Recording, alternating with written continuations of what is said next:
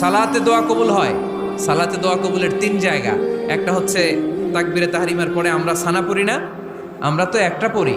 আল্লাহর হাবিব সুন্নাহ এবং নফল নামাজে আরো পড়তেন সানা, ওই দোয়া কবুল হয়। 2 নম্বর জায়গা সালাতে সেজদায় পড়ে দোয়া করলে কবুল হয়। আকরাবু মা ইয়াকুনুল আবদু মির রাব্বিহি ওয়া হুয়া সাজিদ ফাকসিরু ফীহি দুআ। বান্দা যখন সেজদায় লুটিয়ে পড়ে, বান্দা আল্লাহর সবচেয়ে কাছে চলে যায়। কিন্তু বিশ্বনবী বলে, সেজদাটা তোমার রবের কুদরতি পায়ের উপরে পড়েছে। সেজদায় পড়ে দোয়া করেন।